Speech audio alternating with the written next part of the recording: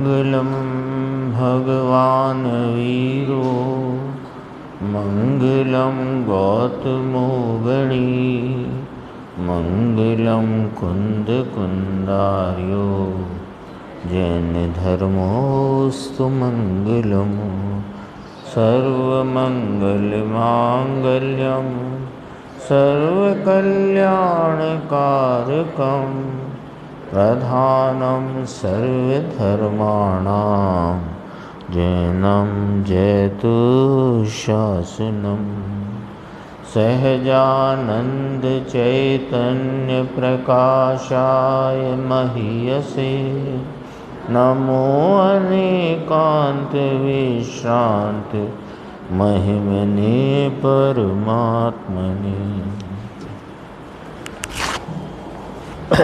आचार्य कुंद कुंद देव द्वारा प्रणीत यह जो पंचास्तिकाय संग्रह नाम का ग्रंथ, इसकी 15 नंबर की गाथा की स्वाध्याय अपनी चल रही है। इसमें गुरुदेव श्री द्वारा जो स्पष्टीकरण आया उसको अपन 451 पेज से आज स्वाध्याय शुरू करते हैं। सूक्ष्म बात है भाई, महाप्रभु है ऐसा कहते हैं देखो कि सत के विनाश और असत के उत्पाद बिना ही। इस गाथा में यही बताया है कि सत नाम द्रव्य का उत्पाद नहीं होता और उसका विनाश नहीं होता। तो नवीन पर्याय की उत्पत्ति के साथ कोई सत का उत्पाद हो जाता हो ऐसा नहीं, और पूर्व पर्याय के व्यय के साथ द्रव्य का नाश हो जाता हो ऐसा नहीं है। द्रव्य स्वयं अनुत्पन्न अविनाशी या अविनष्ट रहता हुआ वह अपनी गुण पर्यायों में परिणमन करता है। तो देखो, सत के विनाश और असत के उत्पाद बिना ही, यानी वस्तु के उत्पन्न बिना और वस्तु के नाश बिना ही वस्तु के भाव के यानी द्रव्य के गुण पर्यायों में विनाश और उत्पाद करते हैं भाव। भाव नाम द्रव्य। द्रव्य अपनी गुण पर्यायों में विनाश और उत्पाद करते हैं। वस्तु का उत्पत्ति या वस्तु का विनाश नहीं होता है। वह अपना आत्मा ही अपनी गुण पर्याय की अवस्था से उत्पन्न करता है अवस्था, और अपना आत्मा ही पूर्व की अवस्था का व्यय करता है। तो व्यय करता है किसका? पूर्व की अवस्था का, और स्वयं नाश नहीं हो जाता। और नवीन पर्याय की उत्पत्ति होती है तो कोई नया उत्पन्न नहीं हो जाता। पर्यायें उत्पन्न होती हैं और पूर्व पर्याय विनष्ट होती हैं। तो व्यय करता है तो उस व्यय से उत्पाद होता है ऐसा भी नहीं है। समझ में आया? नया और नया द्रव्य उत्पन्न होता है ऐसा भी नहीं है। कहो समझ में आया या नहीं? ये तो समझ में आए ऐसा है। लड़के को समझ में आता है या नहीं पूछा वहाँ पर, है कोई बैठे होंगे बालक उस समय। 452 पेज पे देखना जरा।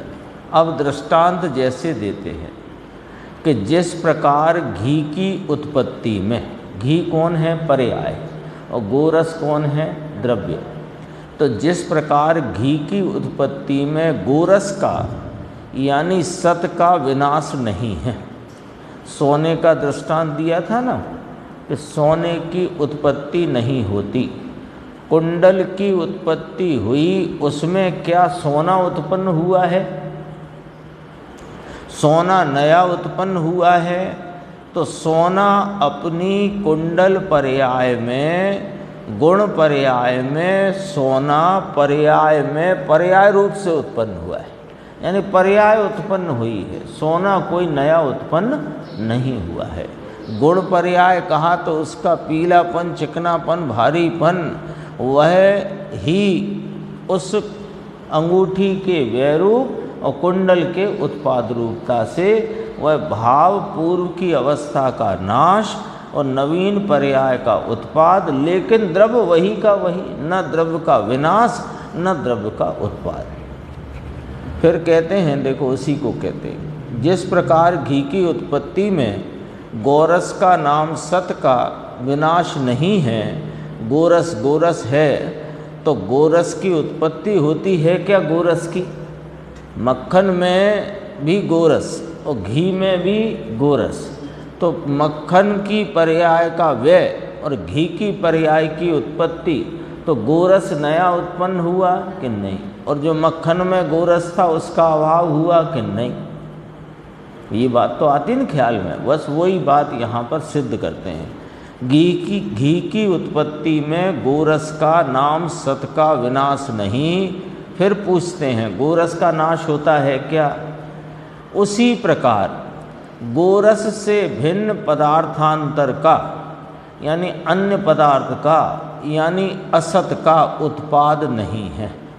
घी की उत्पत्ति हुई तो उसमें गोरस का विनाश नहीं है, और गोरस से अन्य कोई नए द्रव्य का अन्य द्रव्य का उत्पाद नहीं है। लो गोरस अन्य पदार्थ से उत्पन्न हुआ है, ऐसा नहीं है। गोरस से भिन्न पदार्थांतर का यानी अन्य पदार्थ का असत का उत्पाद नहीं है। अन्य पदार्थ का अर्थ असत है, क्योंकि सत और असत की बात आ चुकी ना 14वीं गाथा में। स्व चतुष्टय से अस्ति, पर चतुष्टय से नास्ति। तो अस्ति नास्ति में ये बात घटित हो जाती है कि स्वस्वरूप से जो भाव है वो सतरूप है और पररूप जो भाव है वो असत रूप है। तो पदार्थांतर इसकी सत्ता के लिए असत हुआ ना। तो गोरस जो मक्खन में था, मक्खन की पर्याय का विनाश हुआ, तो गोरस का नाश नहीं हुआ। और घी की उत्पत्ति हुई तो घी की उत्पत्ति में गोरस या उससे अन्य पदार्थ का उत्पाद तो नहीं हो गया। घी में भी वही गोरस है जो मक्खन में गोरस था, किंतु गोरस को ही सत का विनाश और असत का उत्पाद किए बिना ही, ऊपर रह गई पंक्ति देखो, उसकी उत्पत्ति है। नहीं है तो उसकी उत्पत्ति है क्या, ऐसा प्रश्न किया। गोरस की उत्पत्ति है क्या? गोरस माने अन्य पदार्थ रूप कोई नया गोरस उत्पन्न हो गया है क्या कि नहीं?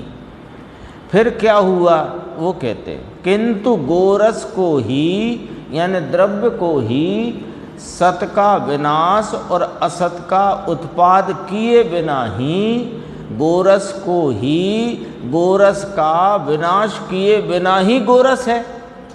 सत है ना, तो सत है तो सत की सूचना कैसे आती है? तो गोरस ही गोरस को ही गोरस का विनाश किए बिना ही वह गोरस है। मक्खन की अवस्था का नाश, घी की अवस्था की उत्पत्ति और गोरस अपने विनाश हुए बिना ही गोरस ही है। उसकी उत्पत्ति बिना ही पूर्व अवस्था से विनाश को प्राप्त होने वाले, लो वैसे लिया, समझ में आया? पूर्व अवस्था से विनाश को प्राप्त होने वाले और उत्तर अवस्था से उत्पन्न होने वाले। मक्खन पर्याय से विनाश को प्राप्त होने वाले और घी की पर्याय से उत्पन्न होने वाले कौन हैं? कि स्पर्श रस गंध वर्णादिक परिणामी गुणों में, गुणों को यहाँ परिणामी कहा, देखो गुणों को परिणामी कहा। स्पर्श रस गंध रंग ये परिणामी गुणों में परिणमित होने वाले पर्याय नय से गुण परिणामी है। पर्याय नय से परिणमित होते हैं, गुण भी पर्याय नय से परिणमित होते हैं। गुण कैसे? गुण तो ध्रुव है, वो परिणमित होते हैं। तो गुण ध्रुव रहते हुए उनकी ही व्यक्तता के भाव, स्पर्श रस गंध वर्ण आदि गुणों की ही व्यक्तता के भाव जो मक्खन में थे, उस व्यक्तता का अभाव हुआ और घी रूप जो पर्याय हुई उसमें उन्हीं गुणों की व्यक्तता का उत्पाद हुआ। तो पलटा कौन? कि पर्याय की पलटन में पलटा कौन? कि स्पर्श रस गंध वर्ण आदि गुणों की व्यक्तता पलट गई, तो गुण को परिणामी कहा। ये विवक्षाएं जहाँ जैसी है वैसी लेना। चिदविलास में कहेंगे दीपचंद जी साहब के गुण नहीं परिणमते, द्रव्य परिणमता है। वहाँ ऐसा इसलिए लिया कि पर्याय जो है वो द्रव्य के आश्रय से कही गई, और एक समय में वर्तमान में एक पर्याय है, अनंत नहीं। अनंत एक पर्याय में अनंत भेद देखना तो गुणों की अपेक्षा है। गुण नहीं परिणमते, द्रव्य परिणमता है। वहाँ इसलिए कहा कि पर्याय का आश्रय द्रव्य है, ये सिद्ध करना है। यहाँ क्या सिद्ध करना है कि नई पर्याय में कोई नया द्रव्य नहीं उत्पन्न हो जाता, और पूर्व पर्याय के नाश होने से वह द्रव्य का नाश नहीं हो जाता, ये सिद्ध करना है। तो पर्याय न से गुणों को परिणामी कहा। ख्याल में आई बात? दोनों विवक्षाओं में फर्क पड़ गया, लेकिन दोनों में अपेक्षा सिद्धि की क्या है?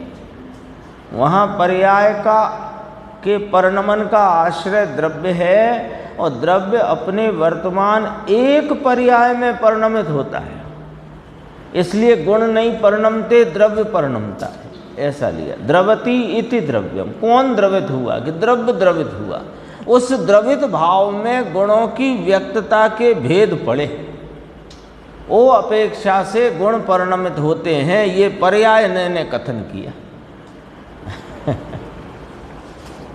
कितनी परिभाषाएं, कितनी व्याख्याएं, कितनी अपेक्षाएं। एक तरफ कहना द्रव्य परिणमता है, गुण नहीं परिणमते। एक यहाँ कहा कि गुण परिणामी है, द्रव्य का न विनाश होता न उत्पाद होता।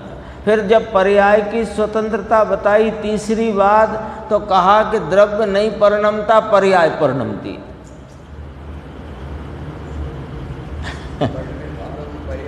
हाँ, द्रव्य तो पर्याय को छूता नहीं, स्पर्श करता नहीं। पर्याय में द्रव्य का प्रवेश नहीं, द्रव्य में पर्याय का प्रवेश। तीनों अपेक्षा। वहाँ द्रव्य पर्याय भाव की भिन्नता बताना है, तो द्रव्य नहीं परिणमता, पर्याय परिणमती है। द्रव्य पर्याय को छूती भी नहीं। अब जो गाथाएं आगे आने वाली हैं परमार्थ प्रकाश में, वे बहुत ही गंभीर हैं। अभी अपन को लग रहा है ना सरल है, यद्यपि वे भी सरल हैं, लेकिन उन गाथाओं में अभी 50 के बाद 51, 52, 53, 54, उनमें बहुत गंभीरता से विषय को रखा है। तो गंभीर है विषय।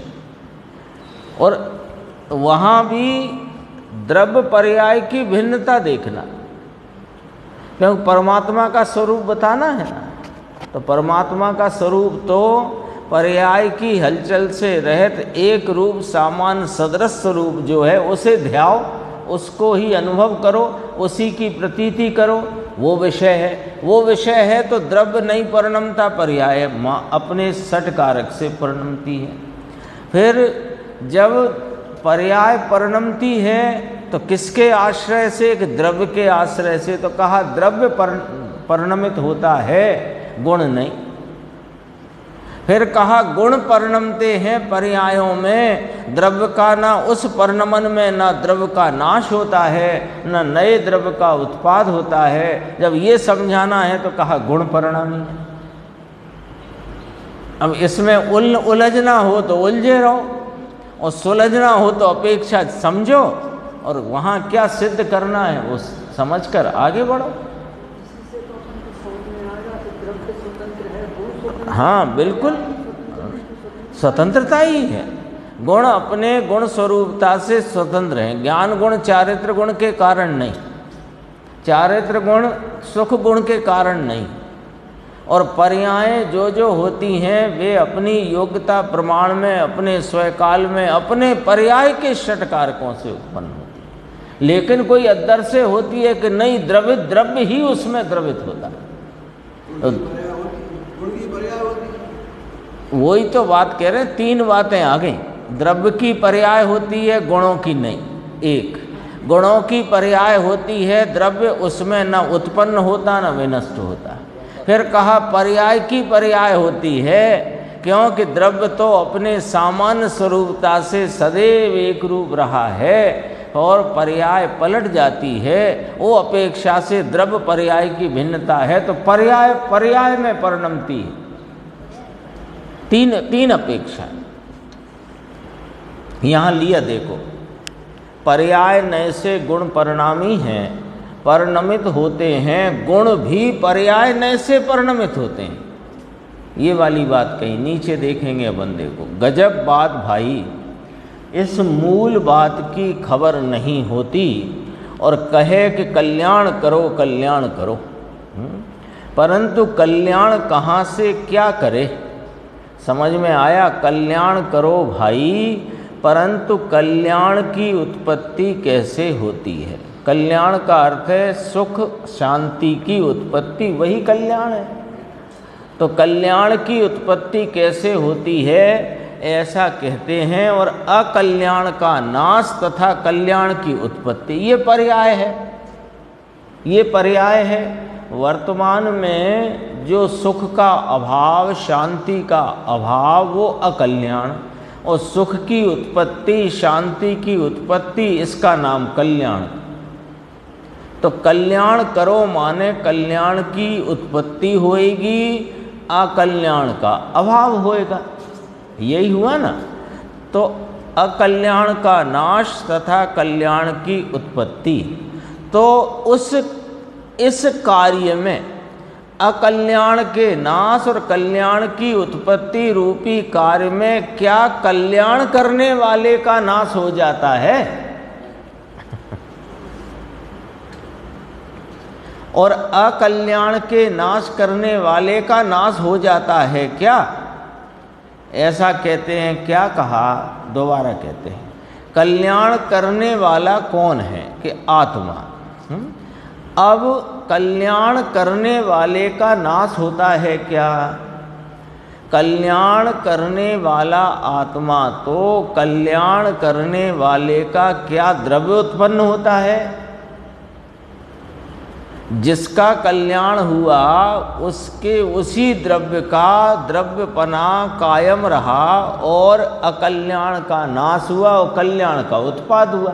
तो उत्पाद व्यय नहीं हुआ ये नहीं, उत्पाद व्यय होता है लेकिन द्रव्य का उत्पाद नहीं होता और द्रव्य का विनाश नहीं होता। तो द्रव्य का उत्पाद नहीं होता का अर्थ है कोई नया द्रव्य उत्पन्न हो नहीं जाता, और जो द्रव्य पूर्व पर्याय में पर्याय विनष्ट हो जाने से वो द्रव्य का नाश नहीं हो जाता। कल्याण करने वाला आत्मा अपनी कल्याण की पर्याय में क्या कल्याण द्रव्य उत्पन्न होता है? प्रश्नवाचक। समझ में आया?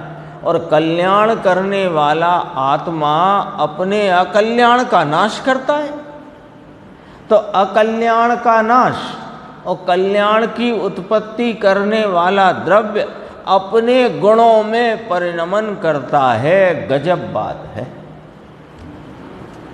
जो उसके श्रद्धा ज्ञान चारित्र आदि में जो मिथ्या श्रद्धा मिथ्या ज्ञान और मिथ्या चारित्र वर्तता था, उस पर्याय का नाश हुआ और कल्याण करने वाला आत्मा वही सम्यक दर्शन सम्यक ज्ञान और सम्यक चारित्र रूप पर्याय में कल्याण भाव से परिणम गया। तो आत्मा वही रहा। अकल्याण रूप मिथ्यात्व के भाव को सभी ले लो, मिथ्यात्व का अभाव और सम्यक्त की उत्पत्ति। मिथ्यात्व माने अकल्याण और सम्यक्त माने कल्याण। तो अकल्याण माने मिथ्यात्व का अभाव हुआ और सम्यक्त की उत्पत्ति हुई, तो क्या जिसको मिथ्यात्व का अभाव किया जिसने, उसका तो नाश न हुआ और सम्यक्त में कोई नए द्रव्य का उत्पाद नहीं हुआ। ये बात समझाना है। बिना भान के तो सब ऐसा कहते हैं कि हम आत्मा की इतनी बात करते हैं, आत्मा आत्मा, परंतु आत्मा बहुत गंभीर है। ये पंक्ति में निशान रह गया पर बाद में देखो। आत्मा द्रव्य गुण पर्याय तीनों हुए बिना आत्मा कभी समझ में नहीं आता। ये मूल है। ये पूरे अध्यात्म की बुनियाद है। ये समझने के बाद अध्यात्म माने अपने प्रयोजन रूप भाव को समझने में ये इसकी नींव है, इसके बिना नहीं समझ सकते।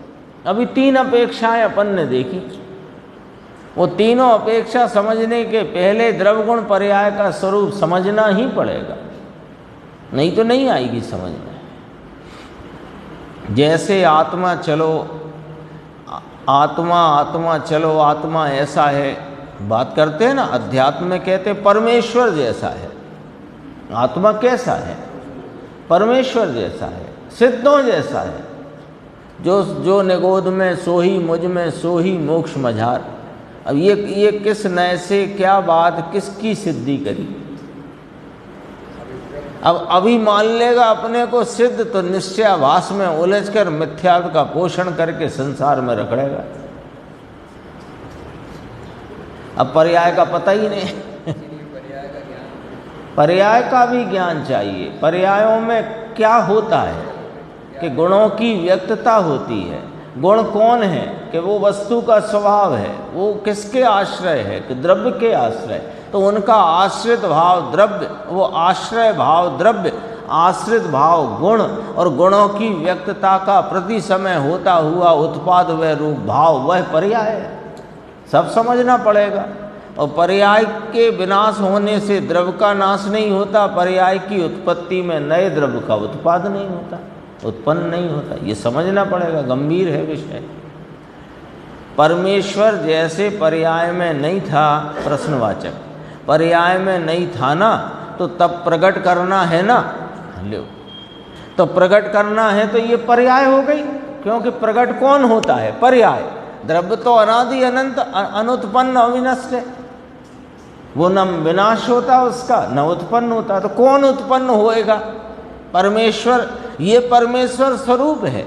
पर पर्याय में तो अभी ये दुख का परिणमन चल रहा है, तो परमेश्वर को दुख का परिणमन तो होता नहीं।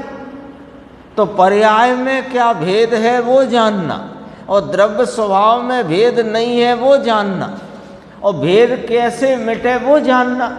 तो जब तक पर्याय को न जाने, द्रव्य को न जाने, और अपने स्वभाव रूप शक्ति गुण को न जाने, तो कैसे इसका परिणमन हो सकेगा? कैसे? हाँ,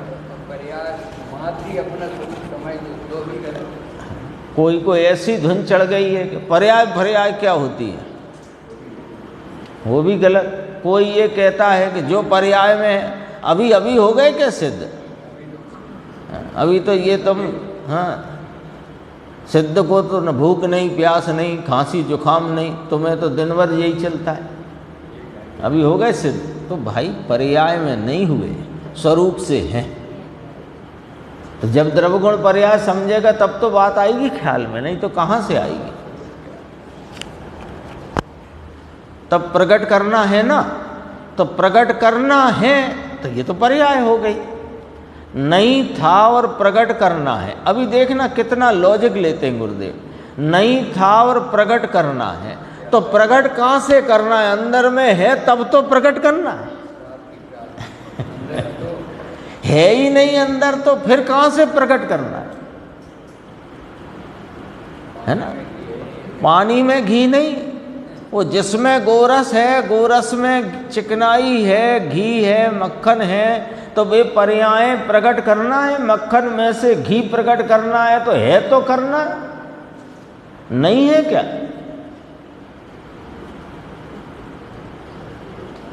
और है तो फिर सुख का अनंत भाव होना चाहिए, तो वो नहीं है, तो पर्याय में फर्क है, तो पर्याय में प्रकट करना है। तो प्रकट करना है, जिसे प्रकट करना है, इसका नाम पर्याय होता है।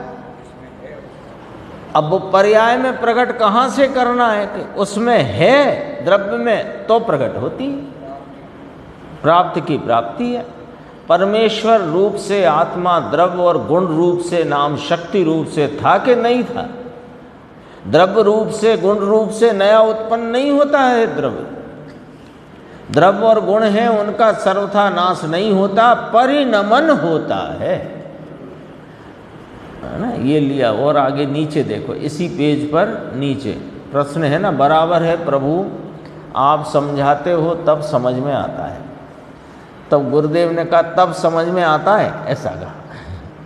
कहते हैं कि ऐसा आत्मा मानना कि अपनी धर्म की पर्याय पर से होती है तो वह अपनी प्रभुता का अनादर करता है भाई। आप समझाते हो हमारी हाँ देखो, पर से होती है, मेरी समझ आपसे होए, इसमें अपनी प्रभुता का अनादर है। निमित्त से, शास्त्र से, उपदेशक से, सर्वज्ञ से मेरे ज्ञान का परिणमन होता है, मिथ्या ज्ञान टलकर सम्यक ज्ञान होता है, ऐसा मानना ये अपनी प्रभुता का अनादर है। ये तीन चीज़ों को तो बिल्कुल, ये तो बहुत लंबी चौड़ी बात तो गुरुदेव ने करी ही नहीं। 45 वर्षों में बहुत सब सकेल कर बात करी। आगम तो बहुत विस्तार है, लेकिन गुरुदेव ने एकदम सकेल करके बात करी, एकदम मुद्दे की टू दी पॉइंट बात करी, सब समझा दिया। राग निमित्त से, राग से और पर्याय से भिन्न जो अपना द्रव्य स्वभाव है उसका आलम्बन लेने से पर्याय में सुधारा होता है, राग से नहीं होता, निमित्त से नहीं होता। अपन ने कई बार बात करी, दो दिशाएं हैं उपयोग के लिए, तीसरी दिशा ही नहीं है। एक अपना स्वयं चैतन्य स्वरूप सामान्य सदृश एक रूप ध्रुव रहने वाला ऐसे का ऐसा, है ना। चेतन भाई का शब्द था अकृत्रिम अघट घाट, है ना, अकृत्रिम ऐसा एक अपना। और बाह्य में उपयोग जाता है तो वो पर्याय पर लक्ष्य, पर्याय में रहे राग पर लक्ष्य, और राग का निमित्त जो है उस पर लक्ष्य। तो बाहर में तीन विषय और स्वरूप का अंतर का, यानी दो दिशा, अंदर और बाहर। अंदर की दिशा अपना चैतन्य ज्ञायक भगवान ध्रुव सदृश सामान्य स्वरूप, और बाहर की दिशा में तीन आइटम बस। सकेल दी ना बात पूरी। वर्तती हुई उत्पाद विनष्ट होती पर्याय, पर्याय में वेदन में आता हुआ रागादि भाव, मोह राग द्वेष का परिणाम, और उनके निमित्त वे लक्ष्य में उपयोग के। तो उपयोग के लिए बाहर में तीन विषय, अंदर में एक विषय। तो बहिर्मुखता छोड़ना है तो तीनों का लक्ष्य छोड़ दे तो अंतर्मुख हो जाएगा। सरल सीधी बात है, कठिन नहीं है। पर हमने कैसे कठिन बना ली? हम पर्यायों की तालावेली में लगे हैं। पर्याय पलटने की हमको अंदर में वो चलती है, क्या कहते हैं, उतावली। ये मिथ्या तो टल जाए, सम्यक हो जाए, ये तुम्हारा पर्याय पे लक्ष्य। और वहाँ मिथ्यात्व के टालने रूप और सम्यक्त के होने रूप जो तुम्हारा भाव है वह कषाय की मंदता का भाव है। वो रागादि भाव, विकारी विभाव रूप असुचि मलिन भाव है। और उसका वो किसके लक्ष्य में उत्पन्न हुआ कि पर निमित्तों के, यानी पर द्रव्यों के लक्ष्य में उत्पन्न हुआ। तो तुम्हें उस तरफ यदि लक्ष्य छोड़ना है तो कथन करेंगे निमित्त से, राग से, पर्याय से। अब ये चार विषयों को यदि दो विषय में सकेलना हो तो द्रव्य और पर्याय दो रह गए, क्योंकि रागादि भाव वो पर्याय पर लक्ष्य जाने से ही उस पर लक्ष्य जाता है, और रागादि की उत्पत्ति पर द्रव्यों पर लक्ष्य से होती है। तो अब यदि सकेलना हो तो दो विषय रह गए, एक अपना चैतन्य सामान्य और एक अपना पर्याय विशेष। तो क्या करना कि पर्याय पर से लक्ष्य छोड़कर इस चैतन्य सामान्य को लक्ष्य में लेना। तो वो 11वीं गाथा में कह दिया समयसार जी में, व्यवहार न सभी अभूतार्थ है। वहाँ तो यहाँ तक का व्यवहार भी अभूतार्थ में डाला, ज्ञान वह आत्मा। ये भेद भी नहीं चलेगा। एक त्रिकाली द्रव्य सामान्य स्वरूप सदृश सदृश सदृश एक रूप है ना, जिसको 15वीं गाथा नियम सार में कारण शुद्ध पर्याय से समझाया। शुद्ध चैतन्य का त्रैकालिक ध्रुव प्रवाह वही तुम हो। फिर 3850 गाथा में समझाया जो 4 भावों से अगोचर परम पारनामिक भाव लक्षण स्वरूप है, जिसे गाथा 320 समय सार में जयसेन स्वामी ने समझाया। सारी बातें आ गई हैं और बहुत संक्षिप्त होके आ गई। अपनी गड़बड़ी क्या है कि अपन विस्तार में जाने की फालतू ही चेष्टा करते हैं, और विस्तार में जाने से विकल्पों की उत्पत्ति होती है, और उस विकल्प की उत्पत्ति में किसी विकल्प को भला और किसी को बुरा मानना, उसमें प्रभुता का अनादर है। अपने से ही हो रही है भूल। और इतना स्पष्ट तत्व ज्ञान, मतलब ये कहने में कोई अतिशयोक्ति भी नहीं होगी और कोई गलत भी नहीं होगा। इतना स्पष्ट तत्व ज्ञान जो गुरुदेव श्री से इस युग को मिला है, मैंने एकदम सकेल करके बात, आचार्य भगवंतों का सारा हृदय निचोड़ करके दे दिया, सत बनाकर। बहुत अद्भुत काम हुआ। और अपना भाग के अपन उस युग में मनुष्य भव में जैन कुल में आए और अपने को इस बात को समझने की जिज्ञासा भी हुई, रुचि भी लगी। लेकिन अब यहाँ तक के बाद अपने को जो बात सामने आ गई है, उसका यथार्थ निर्णय करके अब चूकने जैसा नहीं है। अब चूकने का काम नहीं है ना। बहुत चूके ना, अनादिकाल से चूकते चूकते ही आए हैं। ऐसा नहीं है कि पहली बार मिली ये बात, पर मिलने पर भी नहीं मिली जैसी रही। और अभी अपन नहीं चूके और अपने कार्य में सावधान होकर अपने हित का कार्य कर लिया तो मिली कहलाएगी, नहीं तो ये भी अनमिली सी रह जाएगी। बहुत गजब बात है। देखो, हम खुद अपनी प्रभुता का अनादर कर बैठते हैं, निमित्तों के आदर में, राग के आदर में, एक समय की पर्याय के आदर में। अरे सम्यक दर्शन चाहिए, इसके आदर में इसकी प्रभुता का अनादर है। तो कहा उपदेश में तो कहते हो कि मिथ्यात्व का अभाव करके सम्यक दर्शन प्रकट करो।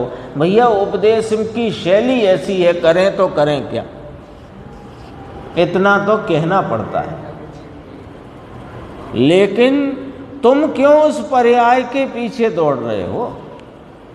हमें सम्यक दर्शन नहीं चाहिए, हमें तो हमारी स्वरूप की स्वीकृति चाहिए, स्वरूप का आस्वादन चाहिए, हमें सम्यक दर्शन नहीं चाहिए। जगह ही नहीं। क्या गजब की बात है। देखो, अपनी धर्म की पर्याय पर से होती है, और पर है तो ये मेरे को धर्म है ऐसा माने तो अपना त्रिकाली द्रव्य जो गुण रूप से परिणमन वाला है, तो वह गुण का और द्रव्य का अनादर करता है, तो उसे कल्याण उत्पन्न नहीं होता, परंतु मिथ्यात्व उत्पन्न होता है। बोलो, विचारणीय बातें हैं, अकेली सुनने के लिए नहीं, विचार करने के लिए। अपने को एक दिन कोई अपने दैनिक कार्यक्रम में भगवान के दर्शन ना हो सके हों, स्वाध्याय सुनने ना मिली हो, तो ऐसे लगता है कि मेरे धर्म के कार्य में विघ्न आ गया। तो तेरा धर्म इनसे है क्या? यदि इनसे माना है तो उसमें तेरा कल्याण उत्पन्न नहीं होता, परंतु मिथ्यात्व उत्पन्न होता है। विचार गहराई से यहाँ अपेक्षित है। ऐसा तो कहे कि हमारे धर्म की उत्पत्ति हो, तो कहा भगवान को नहीं भजना, आत्मा को भजना है। परंतु भजने का अर्थ क्या? भजना अर्थात क्या कि ये जो फिर से नई पर्याय उत्पन्न होती है या नहीं, पर्याय पलटती है कि नहीं, पूर्व पर्याय का नाश होकर नवीन पर्याय आती है कि नहीं। तो अभी पर्याय में अधर्म भाव, दुख भाव, आकुलता का भाव, अशांति का भाव, मलिनता का भाव है। ये पलटकर निर्मलता का, पवित्रता का, सुख का, शांति का, धर्म का भाव उत्पन्न हो सकता है कि नहीं। ये 15वें नंबर की गाथा में से बात आई है। भाई आपके घर में मक्खन रखा है तो घी की प्राप्ति हो सकती है कि नहीं, भरोसा है ना, क्योंकि इसमें गोरस विद्यमान है और मक्खन की अवस्था बदल जाएगी और घी की अवस्था हो जाएगी। विश्वास है कि नहीं?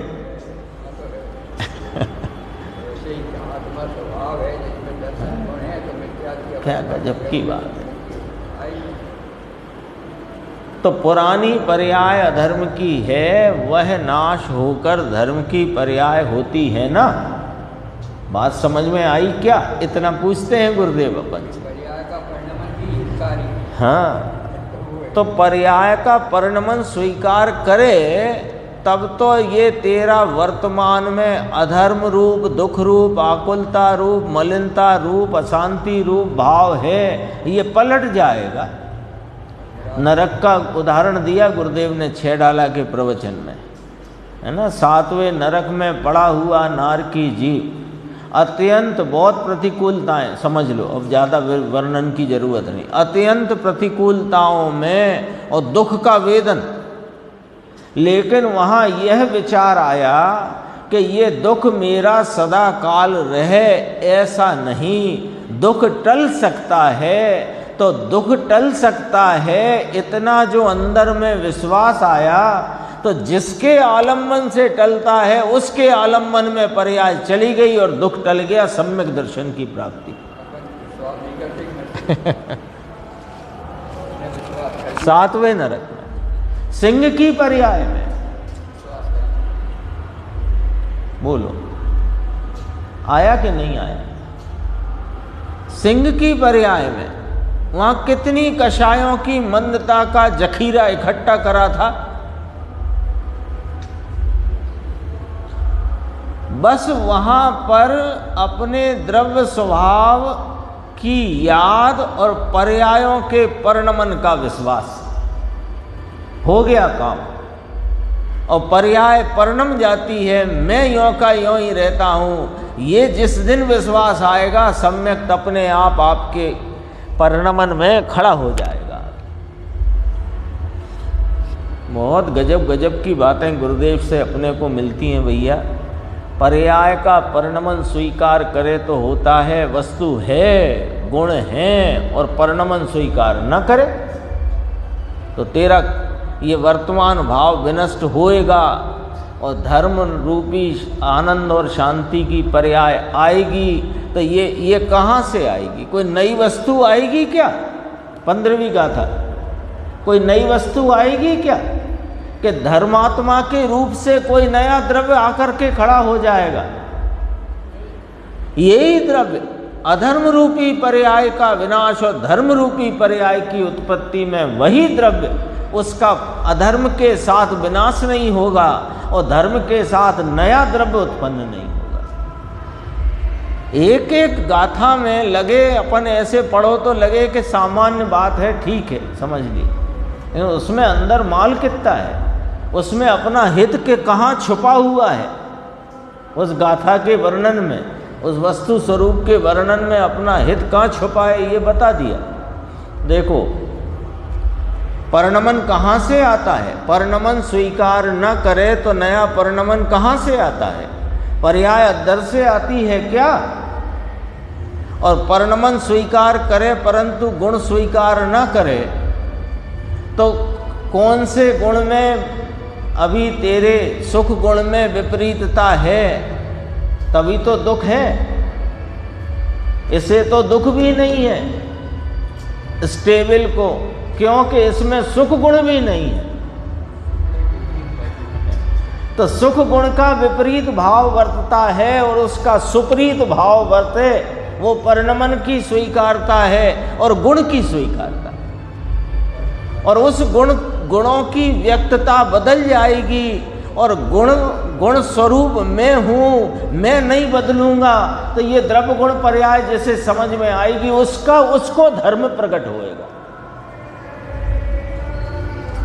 उसको धर्म प्रकट होगा और किसी को नहीं हो सकता। पर्यायों की मखौल बनाने वाले को नहीं होगा, गुण स्वरूपता को स्वीकार नहीं करेगा उसको नहीं होगा। अभी आया था उस संप्रदाय, श्वेतांबर संप्रदाय गुण नहीं मानते, द्रव्य पर्याय मानते, आया था अस्ति नास्ति वाली गाथा के संदर्भ में। अरे जो निर्मल पर्याय हुई है वो अद्धर से नहीं आई है, निर्मलता किसी ने बरसाई नहीं है, यहाँ इसके गुण में शक्ति थी, वो प्रगटी है। ऐसी अनंत शक्ति का धनी कौन है कि मैं द्रव्य जो सदैव अनादि अनंत सामान्य सदरस एक रूप ध्रुव टंकोद कीर्ण रहता है। बोलो द्रव्य गुण पर्याय को समझ करके हित है कि नहीं इसमें? अब कहते ये हैं कि हम तो द्रव्य गुण पर्याय जानते हैं, वो छोटी सी पुस्तक 2.5 इंच की, उसमें 1.5 इंच में जितना लिखा है उतना समझ लिया। अरे वो तो परिचय था अब उसका भी जिसे पता नहीं उसकी तो क्या बात करेंगे, पर उसका भी जिसे पता हो तो वो तो एक शब्दों का परिचय है, उसमें वस्तु का क्या स्वरूप है, इतना एकदम बहुत संक्षिप्त में आपको याद रह सके इतना बताया। लेकिन वास्तविकता तो फिर अपने को गहराई से समझना पड़ेगी। द्रव्य गुण और पर्याय तीनों को भली भांति यथार्थ श्रद्धा में न लेगा तो एक भी गुण पर्याय और द्रव्य इसकी यथार्थ श्रद्धा उसे नहीं है। बोलो पर्याय का क्या? पर्याय का थोड़ी आश्रय लेना है, पर्याय दृष्टि से तो परेशान है, पर्याय पर्याय हटाओ तो परेशान कौन है? और परेशानी मिटना किसकी है? तो पर्याय है ना, कौन मिटाएगा? बाहर से मिटेगी? अरे उसकी परेशानी मिटकर अपरेशानी नाम सुख और आनंद शांति प्रकट होगी तो उसकी शक्ति है तो प्रकट होगी। और अकेले आनंद ज्ञान आदि शक्ति नहीं, अनंत शक्ति का धनी है। बहुत बातें आती हैं, 457 पेज है इसमें, यानी अभी अपन जो पढ़ रहे थे उससे 3 पेज करीब आ गए। ये तो सादी बात है, 4 कक्षा पढ़ा हुआ हो उसे भी ख्याल में आ जाए कि यह कहते हैं और यह वस्तु का स्वरूप इस प्रमाण से। 4 कक्षा वाला। कल किसी का मैंने सुना, छोटी सी क्लिप थी, वो कह रहे हैं कि हम गए तो यहाँ वो आजकल चलती है ना, वो कोई सेमिनार होता है तो वो गले में डाल के आते हैं अपना नाम, फिर नाम के आगे डिग्री, है ना, हैं परिचय के रूप में वो सब डला रहता है। तो किसी में लिखा M.Tech, किसी में लिखा MBA, किसी में लिखा B.Tech, किसी में कुछ, किसी में कुछ, किसी में PhD, सब लिखे हैं। और ये बातें हमें समझ में नहीं आती।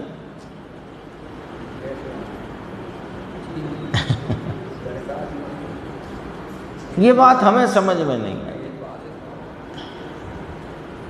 अरे जो अभी गुरुदेव श्री कहते हैं, गुरुदेव श्री स्वयं 4 कक्षा पढ़े, 6 कक्षा पढ़े थे, कितनी पढ़े थे? हैं 4-6 जो कहो।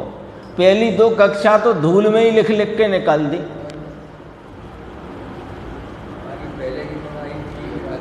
और उनकी ही लाखों लोग पढ़ रहे हैं,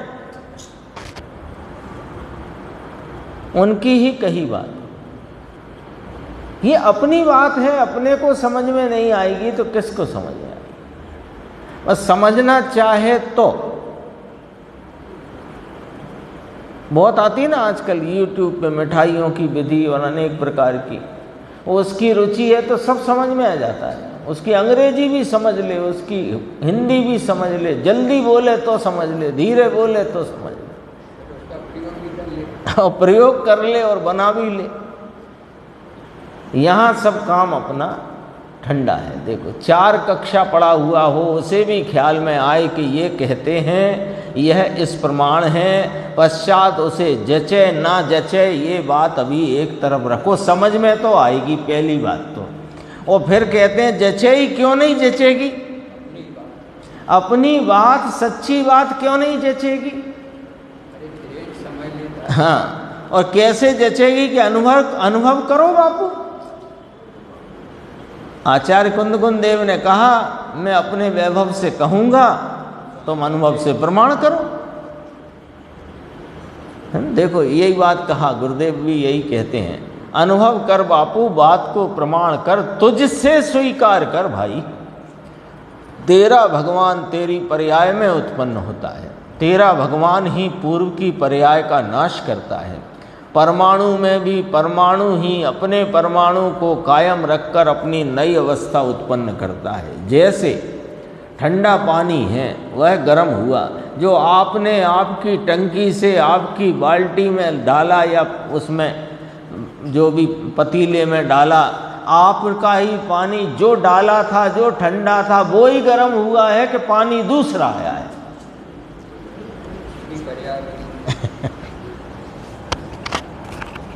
ठंडा पानी है गर्म हुआ तो कहते हैं ठंडेपन का व्यय और उष्णता की उत्पत्ति। तो वह परमाणु अपने स्पर्श गुण में, अभी स्पर्श की बात करेंगे ठंडे गर्म में, तो अपने गुण से परिणमन करके ठंडे से गर्म वह परमाणु स्वयं हुआ है। अग्नि से पानी गर्म होता है ऐसा कभी हुआ ही नहीं है। बराबर है भैया, कठिन बात है। भगवान जी भाई, उनको पूछा भगवान जी भाई को ये समझ में आता है? तो भगवान जी भाई ने कहा नहीं समझ में आता, इनकार करते हैं। तो कहा सत्य चाहिए उसे यह समझना पड़ेगा, और बाकी मिथ्यात्व में फिर से ये भव्य गंवाना है तो मत समझो, बिल्कुल मत समझो। 460 पे थोड़ा सा ये पूरा हो जाता है। उसी प्रकार सर्व भावों का भी वैसा ही है। भाव शब्द से द्रव्य, अनंत परमाणु, अनंत आत्माएं, अर्थात समस्त द्रव्यों को नवीन पर्याय की उत्पत्ति में सत का विनाश नहीं है। देखो नवीन अवस्था की समय में उत्पत्ति परमाणु और आत्मा में होती है, इसलिए सत का नाश द्रव्य का नाश नहीं है। बात आ गई? सत का नाश नहीं है, द्रव्य का नाश नहीं है। नवीन अवस्था उत्पन्न हुई, पुरानी का नाश हुआ। द्रव्य तो वह का वह है, असत का उत्पाद नहीं। द्रव्य नहीं है और नया उत्पन्न हो गया, ऐसा नहीं। किंतु सत का विनाश और असत का उत्पाद किए बिना ही सत का नाश और असत का उत्पाद द्रव्य यानी पहले की पुरानी अवस्था से विनाश को प्राप्त होने वाले, पहले की अवस्था का विनाश और बाद की नवीन अवस्था से उत्पन्न होने वाले परिणामी गुणों में। देखो परिणामी गुणों में, परिणामी कहते हैं ना भाव गुण और पर्याय से, द्रव्य भी परिणमन करता है और गुण भी परिणमन करता है। परिणामी गुणों में परमाणु में रंग गंध रस स्पर्श की पर्याय गुण के परिणमन से करती है। शीतलता का व्यय, उष्णता का उत्पाद वह परमाणु अपने गुण से करता है, अग्नि फग्नि से नहीं, गुण से करता है, अर्थात अपनी शक्ति से करता है। शक्ति है ना, उसका नाम गुण है। वह द्रव्य शक्ति के परिणमन से शीतलता का व्यय और उष्णता का उत्पाद हुआ। समझ में आया? 462 पेज है, बस यहाँ पूरा होता है। मुमुक्षु ने कहा अभी पानी गर्म करने का ही मामला ले लो कि साहिब निमित्त की तो ज़रूरत पड़ती है ना, कि निमित्त की ज़रूरत कौन कहता है? निमित्त कारण हो उसमें कौन इनकार करता है? देखो दो बातें रखी प्रश्नवाचक में। निमित्त की ज़रूरत है ये कौन कहता है? जिनेन्द्र परमात्मा, उनकी परंपरा में आचार्य भगवंत, आचार्य भगवंतों की बात को स्वीकार करने वाले अनेकों धर्मात्मा। तो वे नहीं कहते कि निमित्त की जरूरत है, और निमित्त कारण नहीं है इसका हम कब इनकार करते? निमित्त निमित्त कारण रूप से है, इसका किसने इनकार किया? परंतु निमित्त है तो यहां हुआ, ऐसा कौन कहता है? सारा मामला साफ हो जाए, सारा मामला माने जैसे कहते हैं ना, ले हो गया फैसला, हो गया फैसला। ये भगवान बैठे हैं, ये तेरी धर्म की पर्याय नहीं करेंगे, ये शास्त्र के शब्द नहीं करेंगे, गुरुदेव के वचन नहीं करेंगे, भगवान की वाणी नहीं करेंगे, पर है इसका कौन है? और वे निमित्त होते हैं, अनुकूल हैं, इसका इनकार नहीं, लेकिन उससे होता है ऐसी बात है ही नहीं। उसकी जरूरत है, इसमें तुम अपनी प्रभुता का अनादर करते हो। 3 प्रश्न रखकर एकदम बहुत मुद्दे की बात करिए। देखो, फैसला हो गया, फैसला। सच्चा निमित्त का ज्ञान, सच्चा सच्चे निमित्त का निमित्त रूपता से ज्ञान और अपनी उपादान की परिणमन की स्वतंत्रता, उसकी शक्ति का, सामर्थ्य का जो स्वाधीन भाव है, उसकी यहाँ पर स्थापना। गजब बात है। निमित्त की जरूरत कौन कहता है? एक प्रश्न। दूसरा प्रश्न, निमित्त कारण हो, हम कहाँ उसका इनकार करते हैं, लेकिन परंतु निमित्त है तो यहाँ कार्य हुआ, ऐसा कौन कहता है? सत्ता से तो अस्तित्व सिद्ध करते हैं, स्वयं चतुष्टय से अस्ति, पर चतुष्टय से नास्ति।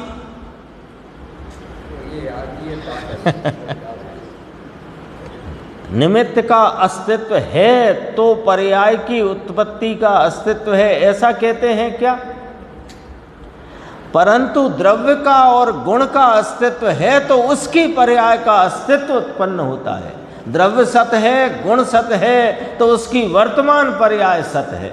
स्वय चतुष्टय लिया था ना, स्वय द्रव्य, स्वय क्षेत्र, निज विस्तार, स्वय काल वर्तमान पर्याय, स्वय भाव अनंत शक्तियों का पिंड समुदाय भाव, स्वय भाव, वो है तो वो स्वय काल है, पर काल से स्वय काल है, ऐसा मानने में अपने द्रव्य की सत्ता का सत्यानाश होता है। पर्याय का अस्तित्व होता है, बस इतना है। समझ में आया? यहाँ तक ये चर्चा थी, आगे स्वाध्याय में अगली गाथा की चर्चा।